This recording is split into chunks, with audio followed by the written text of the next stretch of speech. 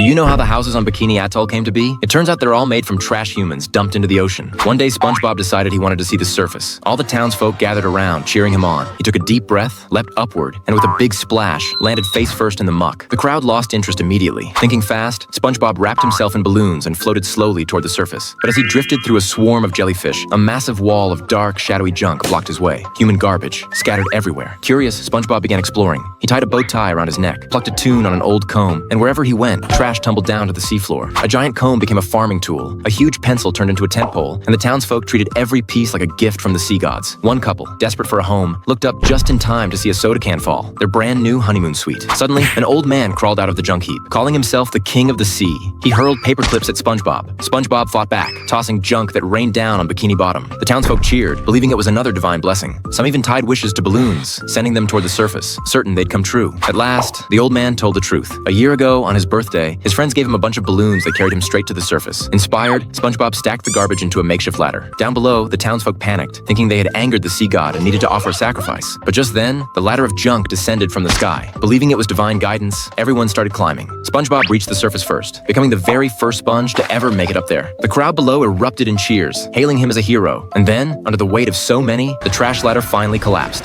SpongeBob was busy making Krabby Patties when a health inspector barged into the restaurant. Using a scanner, the inspector checked everyone and came to a shocking conclusion. One person was infected with a highly contagious virus. The inspector immediately locked down the entire restaurant, sending everyone into a panic. Squidward, nervously scrubbing himself with a brush, tried to stay clean. Mr. Krabs hid in his office, while Plankton managed to sneak out of a soda bottle using his small size, only to be quickly eliminated by the quarantine robot. To figure out who was infected, Mr. Krabs began checking everyone one by one. Squidward, anxious, accidentally knocked over the pepper shaker, sending a cloud of pepper into SpongeBob's nose, causing him to sneeze. Panic spread throughout the restaurant. To prevent the virus from spreading, SpongeBob volunteered to lock himself in the freezer. From inside the freezer, loud, painful noises were heard, but in reality, SpongeBob was happily skiing and eating an endless supply of ice cream. Seeing this, Patrick decided he wanted some ice cream too. He pretended to be infected and eventually got locked in the freezer with SpongeBob, where they began an epic ice cream battle. By now, only 4 people were left in the restaurant. Squidward, feeling a slight itch on his skin, was mistakenly thought to be infected with the flu and was sent to the freezer. The tension continued to rise as the 3 remaining survivors feared they might be infected. Mrs. Puff yawned, and Mr. Krabs immediately locked her in the freezer. Pearl was suspected of having the flu after paying back some money and was also sent to the freezer despite her protests. Inside the freezer, the group finally realized that no one was actually infected. The only one who had the virus was Mr. Krabs. They decided to capture the real infected person and charge out of the freezer. Mr. Krabs, terrified, hid under a table only to fall into the sewer. Squidward tried to grab him but fell in as well, both of them covered in filth. Mr. Krabs, unwilling to be caught, struggled to escape, and chaos ensued. More people were covered in dirt as the fight escalated. After a fierce struggle, Mrs. Puff finally tossed Mr. Krabs into the trash bin. The situation quickly spiraled out of control and the brawl lasted all day. Just then, the health inspector opened the door and saw the chaos, guilt written all over his face. It turned out that he had made a mistake with the test kit the day before. There was never a virus at all, but by then, it was too late. Squidward's tentacles were covered in boils. SpongeBob had become even more hideous. Mrs. Puff was buried under a pile of trash. Patrick caught bronchitis, and Pearl's nose was leaking pus. And Mr. Krabs was the worst. His body was beginning to rot. Terrified, the health inspector ran out of the restaurant, deciding to quarantine the entire Krusty Krab.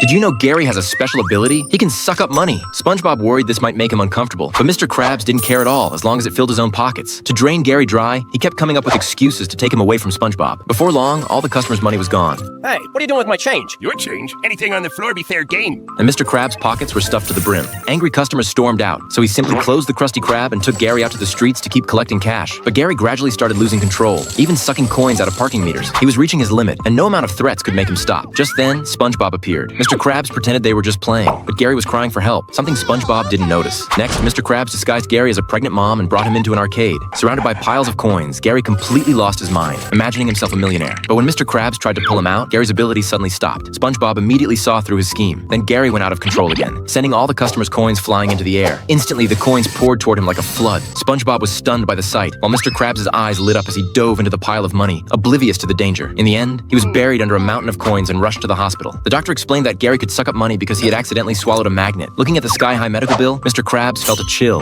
but then he breathed a sigh of relief when he realized the money he had hoarded earlier was just enough to cover it. Did you know that Patrick can make Krabby Patties too? One day, when Mr. Krabs picked up a coin that had fallen, SpongeBob suddenly burst through the door, and Mr. Krabs was launched out of the store, only to be hit by a falling piano. In the end, he had to go for treatment. He had planned to hand over the position of boss to Squidward, but Squidward quickly helped SpongeBob up, and just like that, SpongeBob became the manager. SpongeBob was thrilled. When Mr. Krabs returned to the Krusty Krab, bandaged from head to toe, he was shocked to find the restaurant still running. But when he saw that Patrick was the one cooking, he completely lost it. No wonder the food tasted so weird. To calm Mr. Krabs down, SpongeBob decided to step in and guide Patrick. However, Patrick Patrick couldn't stand the instructions, so he tore off his clothes and prepared to quit. Then he put a smile keeper on Squidward. Squidward couldn't take it either and angrily quit. The disgruntled customers started to lose control, but SpongeBob quickly came up with an idea. He turned himself into thousands of thin slices and spread them around the restaurant. At that moment, Patrick appeared out of nowhere, and when the wind blew, the slices were sucked into a fan, transforming back into a pile of SpongeBob fragments. The customers were so scared that they all ran out. Mr. Krabs completely lost it and tore off his bandages. To make up for Mr. Krabs' losses, SpongeBob promised to work for him without pay for life. Do you know why Mr. Krabs loves money so much? It's because he grew up in a poor family, and his clothes were made out of cardboard. Seeing other kids driving fancy cars made him realize just how important money was. One day, Mr. Krabs shared his childhood story with SpongeBob. Surprisingly, he and Plankton were childhood friends, carefree and happy as kids. When they started elementary school, Plankton got picked on a lot because he was small.